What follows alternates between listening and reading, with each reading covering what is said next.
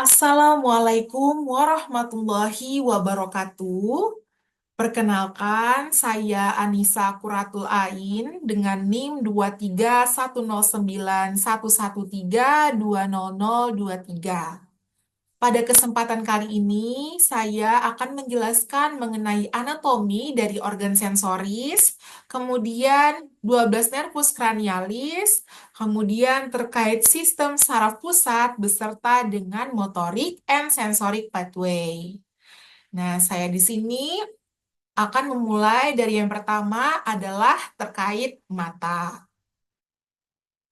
Seperti yang bisa kita lihat, ini adalah bagian superficial dari mata. Nah, yang pertama di sini kita bisa lihat ada bagian alis mata yang bisa kita sebut dengan supercilium. Kemudian ada bagian kelopak mata atau palpebra. Nah, untuk bagian yang di sini disebut dengan palpebra superior. Palpebra superior akan terdiri atas dua pars. Pars yang lebih di atas disebut dengan palpebra superior pars supratarsalis. Kemudian untuk palpebra yang lebih di bawah ini disebut dengan palpebra superior pars tarsalis. Nah, selanjutnya karena ada palpebra yang superior, maka ada palpebra yang inferior. Nah, ini adalah palpebra inferior. Di sini ada bagian bulu mata yang kita sebut dengan ciliae. Nah, untuk gambar yang di sebelah kanan ini adalah tampak mata superficial ketika kita membuka mata. Di sini ada bagian sudut mata yang bisa kita sebut sebagai angulus oculi lateralis. Dan ini kita bisa melihat bagian di sini ada yang disebut dengan iris, dan di dalamnya yang warna hitam ini disebut dengan pupila. Nah, tentunya untuk organ-organ, untuk struktur yang berada pada superficial dari mata mempunyai fungsi.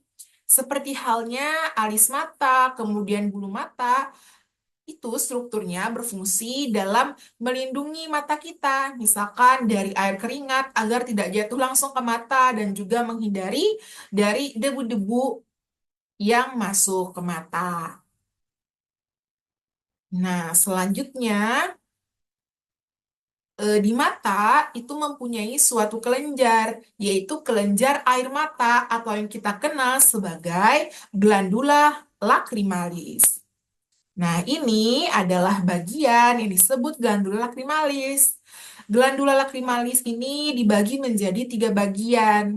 Nah, yang pertama ini disebut dengan glandula lacrimalis pars orbitalis.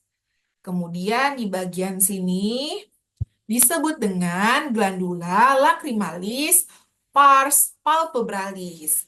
Nah, di mana glandula lacrimalis yang pars orbitalis dengan pars palpebralis ini dia dipisahkan oleh suatu tendon, yaitu bagian yang ini yang bernama tendon dari musculus levator palpebrae superioris.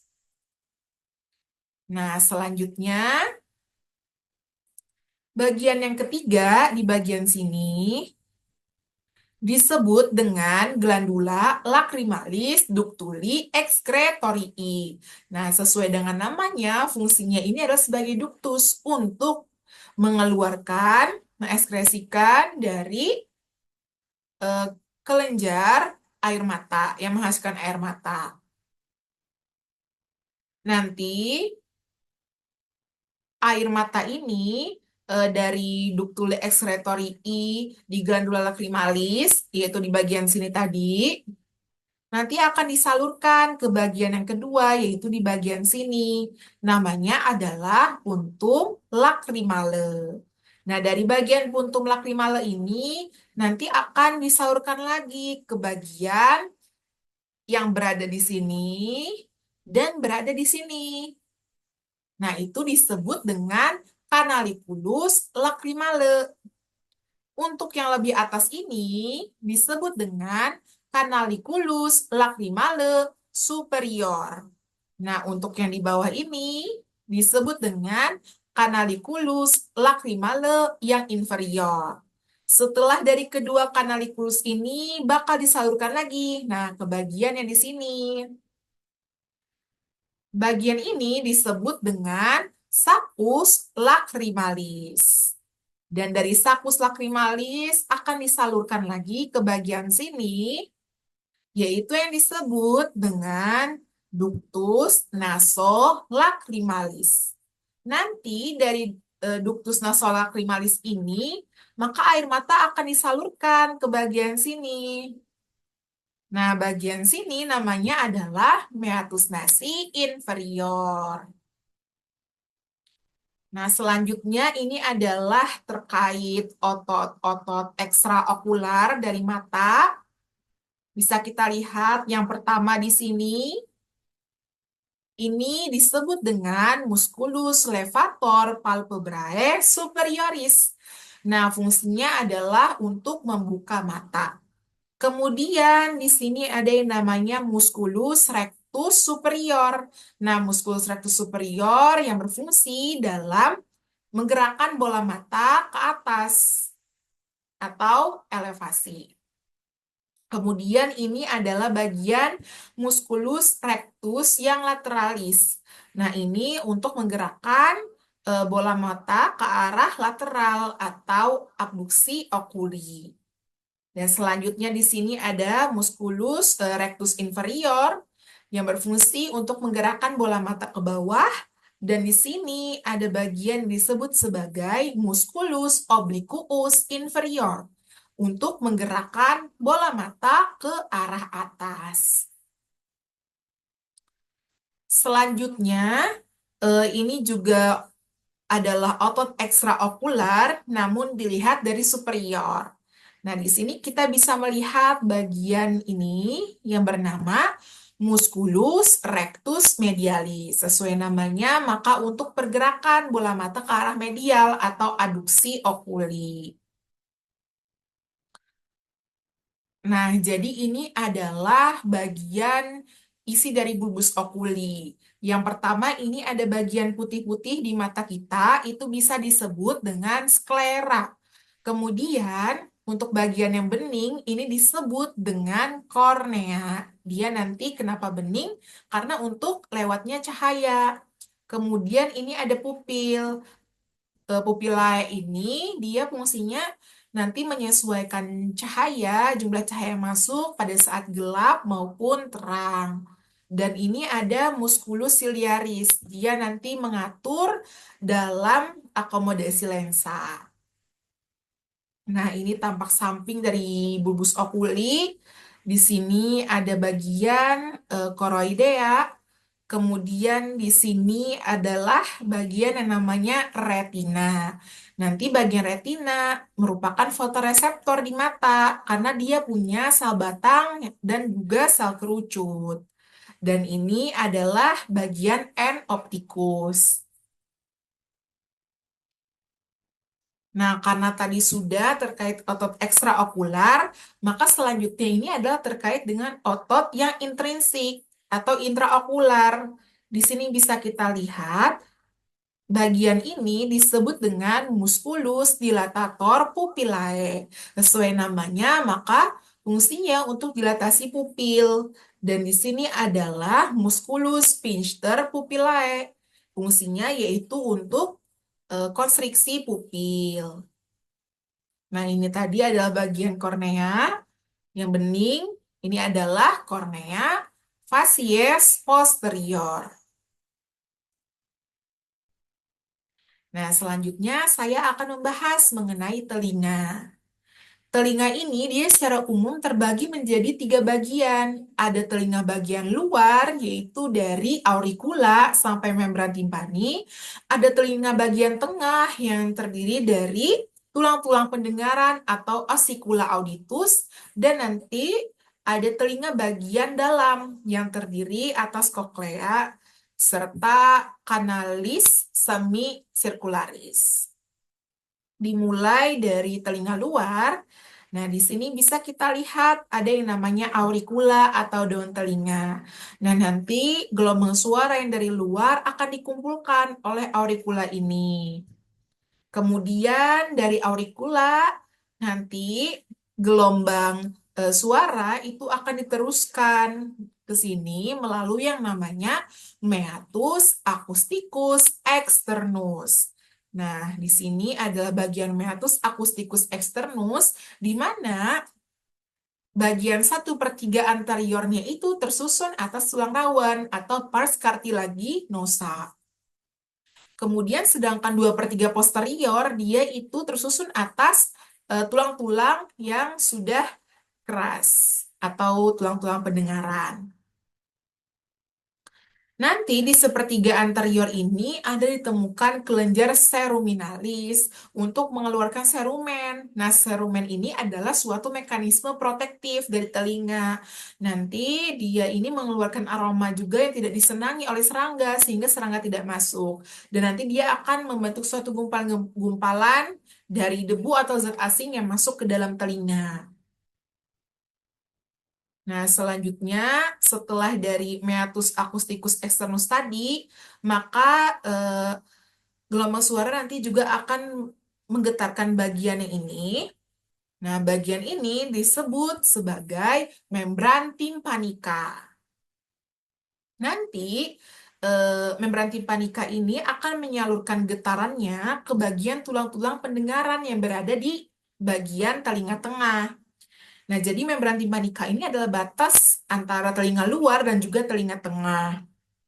Nah, selanjutnya di sini ada tulang pendengaran pertama, yaitu ada malleus. Kemudian yang kedua ini ada tulang pendengaran yang disebut dengan incus. Dan yang ketiga di sini adalah stapes.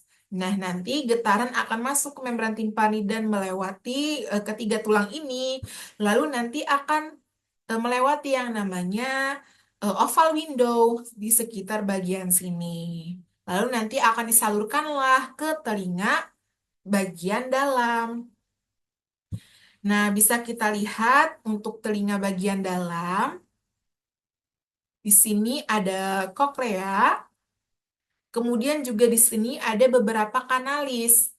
Kanalis semi-sirkularis. Ini juga berperan dia dalam fungsi keseimbangan. Yang pertama, di bagian sini disebut dengan kanalis semi-sirkularis anterior.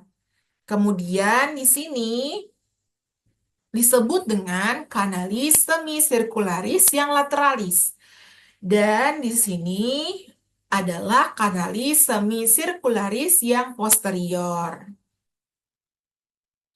Nah, ketika dibuka, maka di dalam koklea ini terbagi lagi nanti menjadi yang namanya 3 skala. Nah, bagian ini disebut sebagai skala vestibuli. Nanti berisi perilimfe. Dan di sini ada skala timpani yang berisi perilimfe. Nanti antara skala vestibuli dan skala timpani itu ada yang namanya skala media. Nah, di dasar skala media ini ada ditemukan yang namanya organon korti. Organon korti lah nanti yang menjadi reseptor di telinga untuk selanjutnya diteruskan ke sel rambut di telinga dan menjadi potensial aksi dan melalui proses fisiologis untuk menjadi proses pendengaran. Nah, selanjutnya di sini adalah terkait dengan hidung, di mana fungsi hidung yaitu fungsi penghidup. Di sini bisa kita lihat yang pertama di bagian sini disebut dengan tractus olfactorius. Kemudian di bagian sini disebut dengan bulbus olfactorius. Nah, di sini bisa disebut dengan vila olfaktoria atau nervi olfaktorii, yaitu nervus yang pertama. Nah, tadi merupakan penjelasan dari organ sensoris. Selanjutnya adalah penjelasan mengenai nervus cranialis. Jadi, nervus cranialis ini jumlahnya ada 12 pasang. Nah, yang pertama bisa kita lihat di sini adalah nervus olfaktorius. Nah, seperti kita bisa lihat di gambar atau di layar, ini adalah bagian nervus olfaktorius. Tentunya dia mempersarapi bagian hidung untuk fungsi penghidup. Nah, untuk bagian nervus olfaktorius ini, dia keluar dari lamina et foramina cribrosa osis ethmoidalis. Dan dia menginervasi bagian mukosa olfaktorius. Kemudian nervus kedua yang di sini adalah nervus opticus. Nah, nervus opticus ini dia keluar dari yang namanya kanalis opticus. Nanti dia akan menginervasi bagian mata, tepatnya di fotoreseptor, yaitu di bagian retina. Selanjutnya nervus ketiga. Nervus ketiga berada di sini, disebut dengan nervus oculomotorius. Nah, nervus ini dia akan menginervasi bagian otot ekstraokular, kemudian juga bagian otot intraokular. Nah, tentunya nanti fungsinya juga membantu pergerakan dari mata. Nah, kemudian nervus yang keempat di sini disebut dengan nervus trochlearis. Nah, tempat keluarnya adalah visura orbitalis superior. Nanti dia menginervasi area di mata, yaitu di otot ekstraokular, tepatnya di musculus obliquus yang superior. Berarti untuk pergerakan mata ke bawah. Nah, selanjutnya nervus kelima di bagian sini adalah nervus trigeminus. Nah, nervus trigeminus ini dia bakal keluar dari yang namanya visura orbitalis superior, foramen rotundum, dan juga foramen ovale atau foramen oval. Nah, nanti dia bakal menginervasi dari bagian kulit wajah dan juga otot-otot pengunyah. Kemudian selanjutnya adalah nervus yang keenam, yaitu di bagian sini disebut dengan nervus abdusen. Nah, nervus abdusen ini dia keluar dari visura orbitalis superior. Nanti dia akan menginervasi area di mata juga, yaitu di tepatnya di otot ekstraokular, yaitu musculus rectus lateralis. Selanjutnya, nervus ketujuh adalah nervus facialis. Di bagian sini itu adalah nervus facialis. Nervus facialis ini dia keluar dari foramen stylomastoideum dan juga keluar dari meatus acousticus internus. Nah, di bagian ini.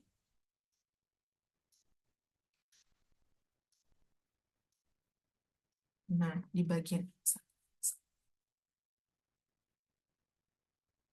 selanjutnya adalah nervus facialis atau nervus yang ketujuh. Ini adalah nervus facialis. Dia keluar dari foramen stylomastoideum dan meatus acousticus internus. Nah, dia nanti menginervasi yaitu otot mimik, kemudian juga organ gustatoria dan juga kelenjar di sini. Nah, dia fungsinya untuk ekspresi dari wajah, kemudian juga pengecap dan sekresi dari kelenjar. Selanjutnya di bagian sini adalah nervus yang ke-8.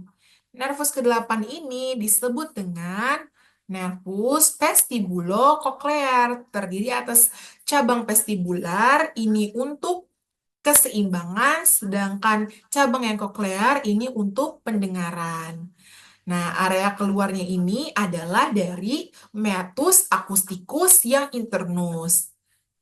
Nah, Untuk dari area yang diinervasi ini adalah bagian dari vestibulum dan juga bagian pendengaran. Selanjutnya, nervus yang ke-9. Nervus ke-9 ini disebut dengan nervus glossopharyngeus. Nah, nervus ini dia keluar dari foramen jugular. Nah, untuk inervasi areanya itu adalah di otot-otot paring dan juga di glandula parotidea.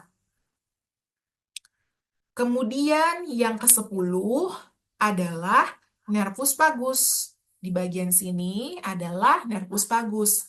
Nah, dia keluar dari foramen jugular.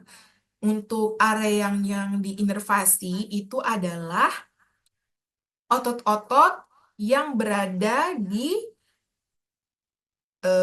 paring, kemudian laring, dan juga bagian-bagian pencernaan.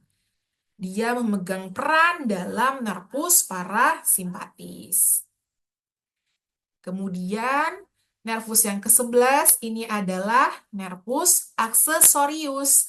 Nah, dia keluar dari foramen jugular dan juga foramen magnum. Nanti, nervus accessorius ini dia berperan dalam pergerakan leher dan juga bahu. Selanjutnya, nervus yang terakhir, atau nervus yang ke-12, adalah nervus hipoglossus. Nah, nervus hipoglossus ini dia keluar dari kanalis nervi hipoglossi. Dia menginervasi otot-otot di bagian lidah. Jadi fungsinya untuk pergerakan lidah, kemudian juga bicara dan menelan. Nah, itu tadi adalah penjelasan dari nervus cranialis. Selanjutnya adalah terkait dengan sistem saraf pusat. Seperti yang kita ketahui, sistem saraf kita itu terbagi menjadi dua. Ada sistem saraf pusat, kemudian ada sistem saraf tepi. Nah, sistem saraf pusat ini terbagi lagi menjadi dua. Ada otak atau ensephalon, kemudian ada medulla spinalis. Nah, sedangkan sistem saraf tepi terbagi juga menjadi dua, ada nervus cranialis dan juga nervus spinalis. Ensephalon atau otak kita, dia terbagi lagi menjadi tiga. Ada yang namanya prosencephalon, ada yang namanya mesencephalon, ada yang namanya rhombencephalon. Nah, pertama prosencephalon. Prosencephalon ini bagi dua. Yang pertama adalah bagian sini disebut dengan telencephalon. Kemudian bagian ini disebut dengan diencephalon. Selanjutnya, bagian yang berwarna hijau di sini itu disebut dengan mesencephalon. Kemudian, bagian ketiga adalah rhombencephalon, terdiri atas 3 bagian lagi. Nah, bagian sini namanya adalah pons. Kemudian, bagian yang di sini itu disebut dengan cerebellum atau metencephalon. Kemudian, di bagian sini adalah medulla oblongata atau mielencephalon. Dan bagian yang warna kuning ini adalah medulla spinalis.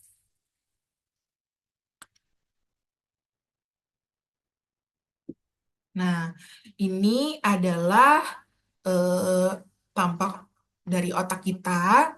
Jadi, otak kita ini dia terbagi menjadi 6 lobus. Ada lobus frontalis, ada lobus parietalis, lobus occipitalis, lobus temporalis, kemudian lobus insularis, dan lobus yang limbicus.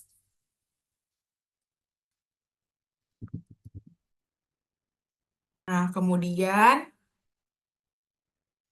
untuk yang memisahkan dari setiap lobus itu ada yang dikenal dengan sulcus. Nah, jadi ada sulcus besar di sini yang memisahkan antara lobus frontal dengan lobus yang parietal. Di bagian sini disebut dengan sulcus centralis.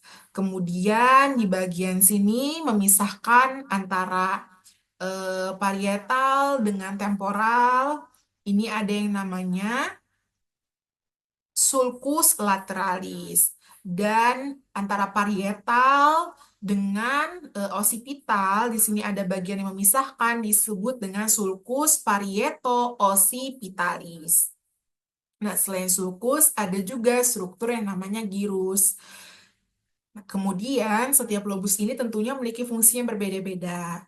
Nah, untuk lobus yang frontalis ini, dia memegang contohnya sebagai pusat wicara, karena dia ada pusat Broca. Kemudian juga terkait dengan gerak motorik yang volunter. Nah, sedangkan parietal ini berperan tentunya dalam fungsi sensorik. Kemudian untuk yang lobus occipital di sini terdapat pusat penglihatan dan untuk di lobus temporal terdapat area pusat menghidup dan juga pusat pendengaran. Nah, selanjutnya ini adalah bagian medula spinalis. Ini tadi kan bagian pons, kemudian ini bagian medula oblongata. Nah, selanjutnya di bawahnya adalah bagian medula spinalis. Jadi dia ada beberapa segmen. Yang pertama ada segmen cervicalia 1-8 disebut sebagai pars serpalis, pars cervicalis. Kemudian ada segmen thoracica atau segmen thoracica. Ini 1-12 disebut dengan pars thoracica.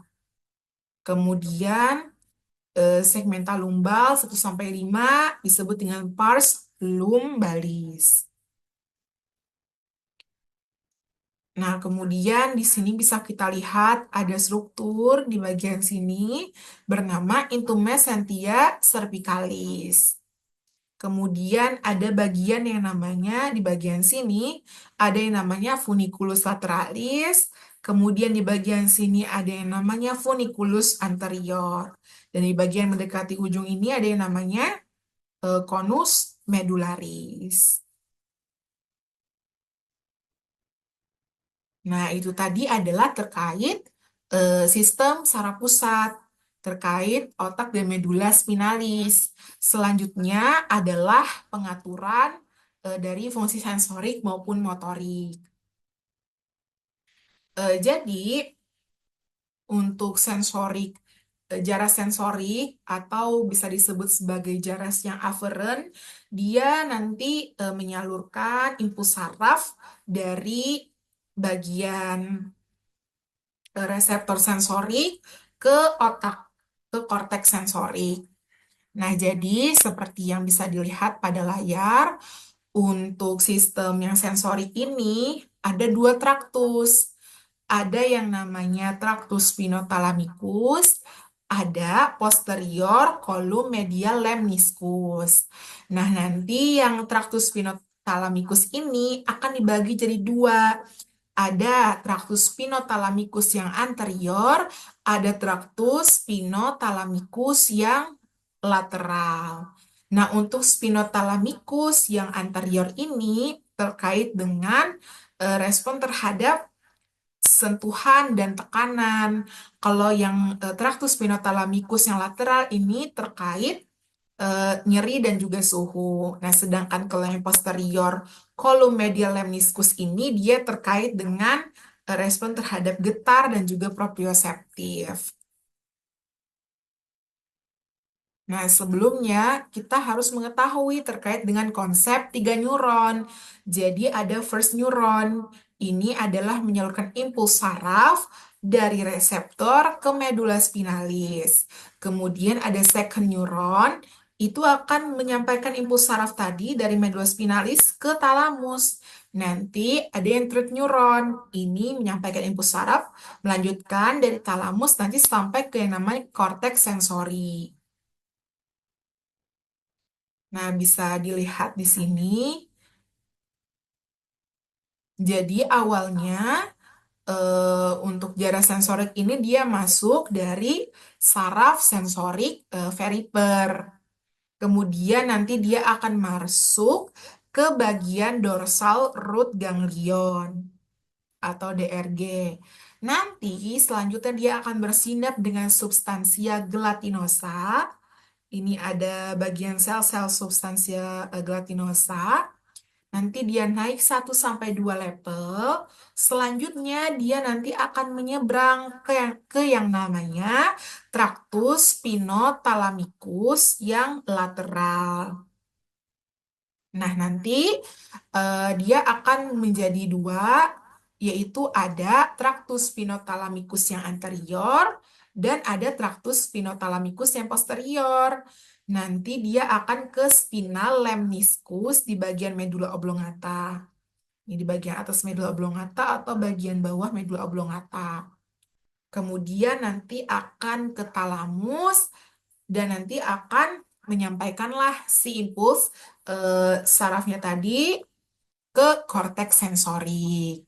Nah, itulah tadi jaras dari sensorik. Selanjutnya terkait dengan motorik pathway. Jadi untuk sistem saraf motorik atau dikenal dengan jaras, bisa dikenal dengan jaras eferen, ini ada dua traktus. Jadi ada jalur piramidalis dan juga ada jalur ekstrapiramidalis. Nah, piramidalis ini dia terletak di medula oblongata. Nah, nanti yang transpiramidalis ini dia dibagi lagi menjadi tiga. Ada yang kortikospinal, ada yang kortikobulbar, sama ada yang kortikomesencephalic. Kalau yang ekstrapiramidalis ini dibagi lagi jadi 4, ada rubrospinal, retikulospinal, tektospinal, kemudian ada vestibulospinal.